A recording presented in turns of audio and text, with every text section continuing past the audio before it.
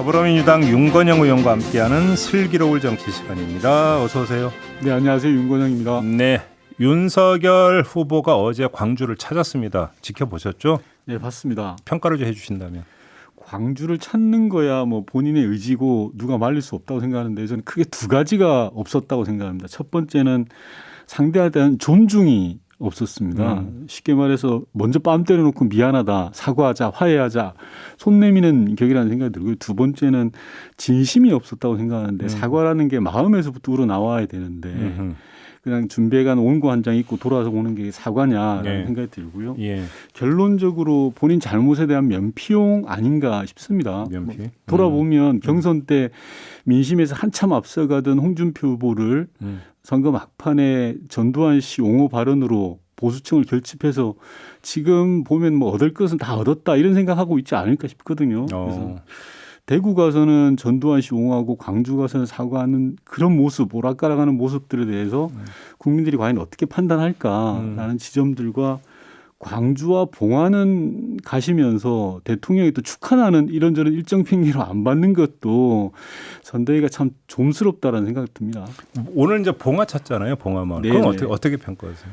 뭐 그것 또한 본인의 의지고 저는 뭐 말릴 일도 아니고 권장할 일도 아니라고 생각합니다. 뭐 가시는 건 얼마든지 갈 수 있죠.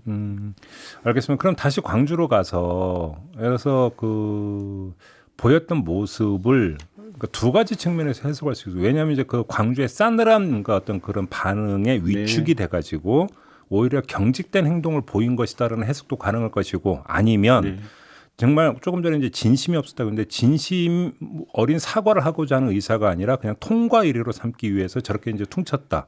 이런 어떤 해석도 가능할 것 같은데 어느 쪽에 무게를 저는 두십니까? 후자라고 생각을 하고요. 진심이 있는 사과라면 그렇게 하지 않죠. 마음에서 우러나는 사과라면 종이 한 장 달랑 읽고 나서 돌아가는 건 아니라고 생각하고요. 철저하게 면피용 행보 아닌가 싶습니다.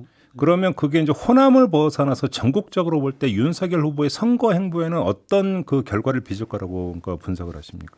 지난 경선 때는 나름 효과를 봤다고 생각합니다. 보수층을 결집시켰기 오히려? 때문에. 그러면 왜냐하면 그 전두환 옹호 발언이 의도적이었다고 보시는 겁니까? 저는 전략적 판단을 하지 않고서는 그렇게 반응하지 않았다고 생각하고 최소한 수습 과정에서는 전략적 판단이 들어갔다라고 생각합니다. 수습 과정에서 최소한. 그리고 지금 경선이 끝난 다음에 대통령 선거가 본격적으로 시작되는 상황에서는 장기적으로 보면 마이너스라는 걸 알아야 되는데 그걸 잘 못 느끼시는 것 같아요. 아직까지도. 그러면 이제 계속 오히려 이제 그 중도 쪽으로 그러니까 걸어 나오는 게 아니라 보수 쪽으로 자꾸 뒷걸음질하고 있다 이런 말씀이시네요. 맞습니다. 그렇게 보니까 분석을 하시는 거고. 알겠습니다. 이 요소수 사태가 있었습니다. 관련해서 유영민 비서실장이 어제 늦었지만 정부가 지난주부터 굉장히 빨리 움직여서 단기간에 대응을 잘했다. 이렇게 자평을 했는데 동의하십니까? 저는 뭐 정부로서는 피치 못할 사정은 분명히 있습니다. 중국이라는 외적 변수가 작용을 한 거니까요. 그러나 분명하게 국민들이 큰 불편을 끼친 건 또 엄연한 사실이지 않습니까? 그런 걸 같이 봐줘야 된다고 생각을 하고요. 급한 불은 끈 것 같습니다. 오늘부터 해서 중국으로부터 18,000톤 기계약된 것이 들어오고 군 수송기를 긴급히 편성을 해서 호주로부터도 물량이 들어옵니다. 그래서 장기적으로 보면 가격 경쟁력이 낮아서 국내 생산이 중단되었던 물자가 요소수 아니겠습니까? 앞으로는 최소한의 전략 물자로 간주를 해서 일종의 안전 제고 개념을 전 도입을 해야 된다고 생각을 합니다. 그래서 일본의 경제 보복이나 마스크 대란 때처럼 전투가 한참 벌어질 때는 지휘관을 믿고 맡겨두는 건 좀 어떨까라는 생각도 한편으로 해봅니다. 그래야지 정부가 좀 신속하게 대응을 할 수 있지 않을까 싶거든요. 그런데 이런 측면은 좀 그 지적을 해야 될 것 같은데, 그래서 중국에서 그러니까 신호가 온 게 한 달 전이라는 거잖아요. 이게 문제가 발생할 수도 있다. 그런데 지금 그 청와대나 정부가 이제 움직인 거는 거의 이제 뭐 화물차 기사분, 저희도 이제 초기에 다룬 적이 있었지만 화물차 기사분들 이런 분들이 큰일 난다, 지금 못 구해서 난리다라는 이야기가 나온 지 며칠 뒤에야 비로소 움직이기 시작을 했다면. 이건 굼떠도 너무 굼뜬 거 아니냐. 오히려 맡겨뒀는데 안 되니까 여기까지 왔던 거 아닙니까 사실은? 청와대가 나서야 될 타이밍이 있을 거고요. 예. 이준석 국민의힘 대표는 뭐 국정원이라든지 이런 정보들을 잘 취합을 못했다라는 예. 비난을 하고 계시던데 예. 충분히 가능할 수 있습니다. 그런 비난들은 다만 앞서 말씀드린 것처럼 지금은 전투 중인 상황이다. 그러면 우선 지휘관을 믿고 맡겨놔 보자. 일이 벌어진 다음 얘기하는 거죠. 문제를 수습한 다음에 책임을 다툴 문제고 지금은 평론할 때나 정치적인 공격을 할 때는 아닌 것 같습니다. 알겠습니다. 문재인 대통령이 오는 21일에 국민과의 대화를 이제 갖는다고 발표를 했습니다. 2년 만이라고 하는데 네. 이 그 국민과의 대화를 어떻게 이해를 해야 되는 걸까요? 이제 국정 마무리하는 국면에서 마지막 보고 이렇게 이해를 하면 되는 겁니까? 네, 맞습니다. 임기 6개월에 대한 임기 말 구상을 직접 밝히는 계기가 될 것 같고요. 네. 보다 크게는 지난 2년간 코로나로 대단히 국민들이 힘들으셨지 않습니까? 국민과의 소통을 통해서 뜻을 모아내고 힘을 모아내는 계기로 만들고자 하는 그런 의지가 보이고요. 마지막까지 민생과 코로나를 챙겨보겠다라는 게 보입니다. 그렇게 보시고. 근데 야권 일각에서는 이거 이재명 그 지원 사격 아니냐 이런 식으로 또 의심의 눈초리를 보내는데. 뭐 눈에는 뭐만 보인다고요. 그렇게 보시면 안 될 것 같고요. 예. 대통령의 일상적이고 정상적인 업무 수행입니다. 6개월 남은 대통령이 국민과의 대화를 한다는 것 자체가 오히려 저는 긍정적으로 봐집니다. 제가 청와대에 있을 때 국민과 대화 준비를 했는데요. 정말 이게 장난 아니게 힘듭니다. 이게 공력도 많이 들어가고 왜냐하면 말 그대로 정말 각본 없는 드라마거든요. 그렇죠. 그래서 이런 부분들이 저는 많으면 많을수록 좋다고 생각해야지 이걸 정치적인 시각으로 왜곡해서 보는 것 자체가 저는 문제라고 생각합니다. 제가 왜 근데 그 야권에서 그런 이야기 나오는지를 한번 이렇게 제 나름대로 해석한 걸 가지고 추가 질문을 드리면 네. 제가 조금 전에 2년 만이라고 말씀을 드렸잖아요. 네, 네. 그러면 그렇게 국민과 어떤 소통하는 것이 중요했다면 지난 2년 동안에도 여러 번 했어야 되는 건데 안 하다가 왜 이 타이밍에 하느냐. 야권은 아마 이렇게 의심하는 것 같아요. 맞습니다. 그 부분은 지난 2년 동안 코로나 국면에서 하려고 해도 할 수가 없었던 그런 제약들이 있었지 않습니까? 네. 대통령께서 코로나 위기 극복, 전 세계적인 전대미문의 위기를 극복하기 위해서 진두지휘하는 상황에서 네. 국민과의 소통을 한다라는 그 자체가 저는 어울리지 않는다고 생각합니다. 지금은 위드 코로나로의 전환을 이제 국민들과 함께 공론을 모아야 될 시기이기 때문에 소통을 하시겠다라는 건데요. 그런 차원에서 봐야 되지 않을까 싶은데요. 알겠습니다. 지금 최근에 불거진 대통령 딸의 청와대 거주 논란은 어떻게 지켜보세요? 아무리 선거가 코앞이지만 예. 야박함을 넘어서 좀 야비하다라고 저는 야당의 정치 공세가 느껴지는데요. 야비하다? 예. 왜요? 일단 법적으로 아무런 문제가 없습니다. 그리고 두 번째로는 관례적으로 역대 대통령의 가족들도 청와대에 다 거주를 했고요. 네. 그리고 세 번째로는 비용 측면에서 사실 대통령의 가족은 경호 대상입니다. 행정 비용 측면에서 청와대 내에서 같이 있는 게 훨씬 더 효율적입니다. 그리고 이미 존재하고 있는 대통령의 관저에서 함께 생활하는 것이라 예. 추가적인 예산 낭비가 있는 것도 아닙니다. 예, 그리고 네 번째로는 해외 정상들도 마찬가지입니다. 백악관이나 크렘린궁이나 다 같이 가족들이 살고 있는 거죠. 야당이 이야기하는 진짜 아파 찬스는 따로 있다고 생각하는데요. 곽상돈 아들 50억 퇴직금 받은 거야말로 진정한 아빠 찬스고 아빠 찬스의 대북격이라고 할 수 있는 게 저는 이명박 대통령이라고 생각합니다. 그걸로 인해서 특별수사까지 갔지 않습니까? 조금이라도 과거에 대한 반성이 있다면 저는 얼토당토하는 국민의힘의 주장은 못할 거라고 생각하는데 좀 거시기합니다. 근데 관련해서 그러면 제가 한번 두 가지 질문을 좀 드려볼게요. 첫째, 제 기억이 맞다면 이명박 정부 때도 똑같은 논란이 불거진 적이 있었어요. 네. 그러니까 당시 이명박 대통령의 자제가 그러니까 청와대에서 거주하고 있다 해서 지금의 민주당이 공격했던 걸로 제가 기억하는데 아니, 정확하게 특별수사로 보면요. 네.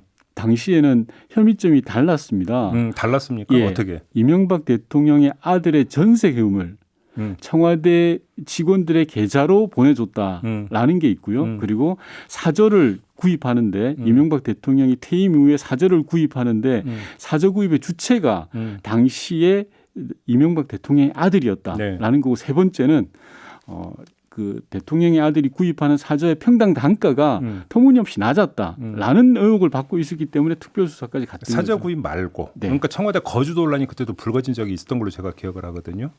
그건 좀 한번 확인 좀 해보도록 네. 하고요. 너무 거슬러 올라가서 질문드리기 약간 좀 뭐하긴 하지만 그래도 네. 재미로 예, 조선시대에도 예. 대군이나 공주도 결혼하면 궁궐 밖으로 나갔거든요. 이건 어떻게 봐야 되는 겁니까? 저는 대통령의 사생활에 대해서는 일정하게 좀 보호될 측면이 있다라고 생각을 하고요. 솔직히 말해서 딸이 친정에 와서 있는 거지 않습니까? 예. 그런 좀 인간적인 면까지 그렇게 정치적 공세의 대상으로 삼는 게 음. 야박하다라고 말씀드렸던 겁니다. 야당의 모습. 그래요. 네. 알겠습니다. 자, 민주당 선대위 이제 합류하셨죠? 네, 직책 맡으셨던 했습니다. 걸로 제가 이제 보도록 봤는데 네. 어떻게 이제 선대위 이제 합류를 하신 소감이 어떠십니까? 어떻게 돌아가고 있는 것 같아요? 아무래도 이게 의원이 160명이 넘다 보니까 그러니까요. 전원이 지금 선대위에 예, 들어간 예. 거잖아요.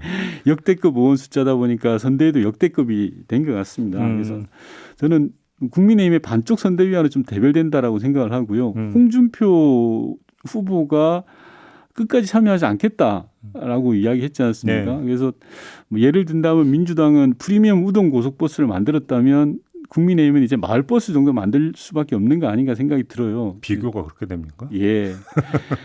저는 좀 더 이상했던 건 자꾸 그쪽 당에서 국민의힘에서는 김종인 위원장을 모시겠다라고 이야기를 하시더라고요. 네. 근데 지금 김종인 위원장은 당비를 내고 있는 당원이거든요. 그냥 일하시면 되거든요. 모실 대상이 아니라고 생각하고 예. 그리고 중요하게는 패배한 분입니다. 일종의 패장이죠. 작년 총선에서 민주당의 이해찬 대표랑 맞서서 선거 사령탑으로 했다가 선거를 패배하신 분인데 모셔온다라는 것도 좀 잘 이해가 되지 않았습니다. 그래요? 네. 그러면 한번 이렇게 그러면 김종인 총괄 선대위원장 체제가 된다 하더라도 네. 국민의힘에서 기대하는 것처럼 그렇게 강력한 힘과 영향력을 발휘하지는 못할 거다. 그러니까 성과는 별로 없을 거다. 이렇게 보시는 겁니까? 저는 벌써부터 뭐 8.2때 논란이나 하이에나 논란이나 자리 싸움을 하고 있지 않습니까? 국민의 관심은 1도 없다고 생각을 하고요. 예. 오히려 국민들은 외면하고 지지율이 조금 잘 나오니까 마치 선거 이긴 사람들처럼 행동하고 있다고 생각합니다. 그런 상황에서 자리 싸움만 하는 모습들을 보면 효과가 날까? 그리고 홍준표 후보께서 합류하지 않는 상황에서 네. 시너지가 제대로 발현될까라는 그런 의구심은 있습니다. 그래요? 네. 그러면 예를 들어서 선거 그러니까 지휘탑으로서 내지 킹메이커로서 김종인 위원장에 대한 평가가 과대평가되겠다고 보시는 거예요? 좀 올드하지 않습니까? 올드하다. 예. 올드하다라고 하는 것은 대중 정서를 읽고 거기에 그러니까 소통을 제대로 못한다 이런 뜻입니까?